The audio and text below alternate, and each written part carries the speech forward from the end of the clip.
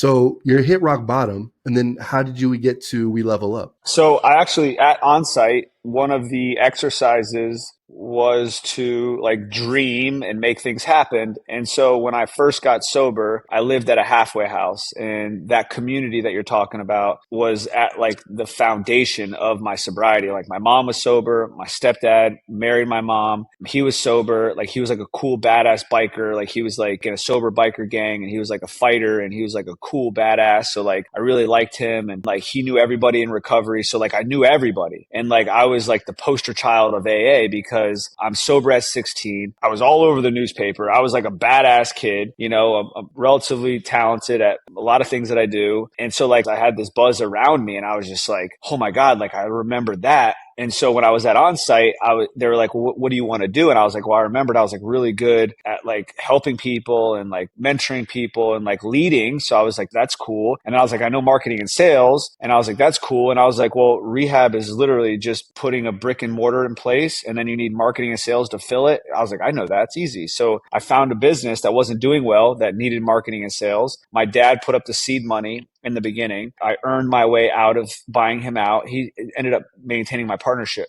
He maintained being a partner with me, but I, bought majority of him out. And then I just scaled the business from then. So 2013 till now, we've been in the business. And so it's been a beautiful journey, bro. And I think what's really cool about what you said, Jesse, that I really appreciate about you, bro, is like, I could feel your heart, right? Like I could feel like why you're doing this. And that was so big for me. And you hear it all the time, right? Like, oh, you got to find your why. You have to access your why. That's true, bro. Like my rehab business got my mom sober, got my dad sober. Like I've changed probably in the time I've been doing this, like 50,000 people have been introduced to recovery that have been exposed to some level of trauma healing, that have had a seed planted. A lot of them are still sober. And so like when you think of that, like that's why I have this success, is because like my North Star is like, yo, how can I help this person? Like how can I give this person hope? How can I give this person a set of skills and tools that can literally make their life better, and their life gets better, and there's the ripple effect to that. And then all of a sudden the byproduct of that is success. And I'm like, holy shit, I look around and I have such incredible people around me like you, building this sick community of like-minded individuals that are striving to impact, to make a difference, to have a ripple effect in the world. And bro, like God just keeps putting like such incredible people on my path, bro. And so like those are like indicators that like I'm on the right path.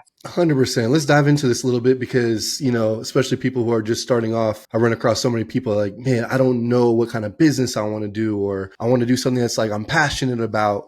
Like, I think we're both almost solving the problems that we had with ourselves, me with community, you with getting sober and realizing that you can now impact other people because you've been impacted. And that's what kind of business you started. What kind of advice do you have to someone who's looking to do a business or start a career with something that they're actually passionate about and they can help other people? My starting point with like real success was mastering the skill of sales, right? Like that was how I started. I started on a phone. I remember the guy sitting me down and was like, all right, you're going to read this pitch. You're going to dial these numbers. You're going to do $300 a day. If you're the first guy here, last guy to leave, you'll be a millionaire. I was like, wait, all I have to do is dial that and do this for that long and I'm going to be a millionaire. And he's like, yeah. So 9 months in, I want to kill myself. I sold my truck. I moved in with my grandparents.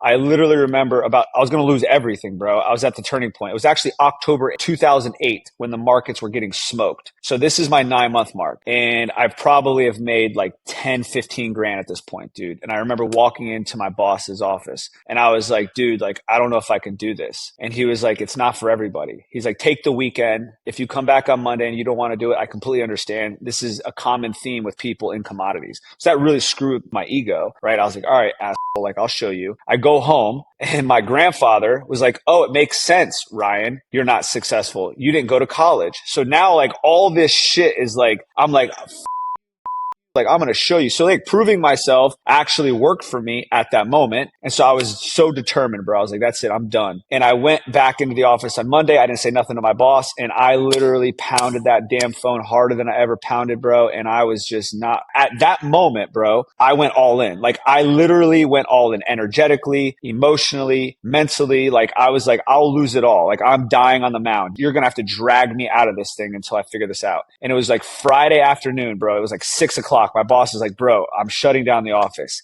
the last guy I called picked up the phone and he was like, what's going on with the wheat market? And I was like, I got a buyer. And I was like, oh my God. So I literally just went right in. I was like, I forget his name. What was his name? I don't remember his name, but he was from Iowa. And I was like, my recommendation, invest $10,000. Let's buy wheat. We believe wheat's going to keep running, blah, blah, blah, blah, blah, whatever. He did it. And once I got that yes, bro, once I felt it, dude, I was like, and it literally from that point, from October 2008 to December 2009, I made $1 million.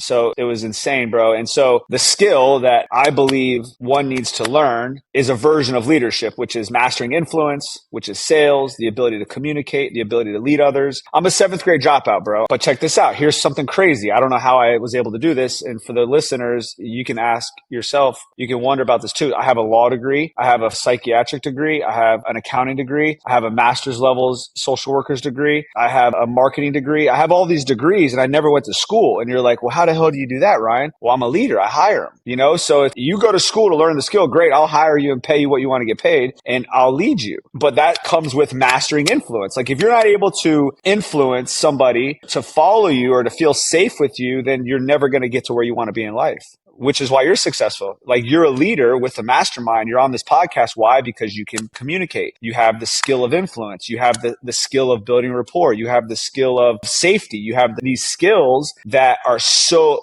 important to have if you want to be successful. And you know this, bro. You have these high level masterminds. Every single person in that room has some level of what we're talking about.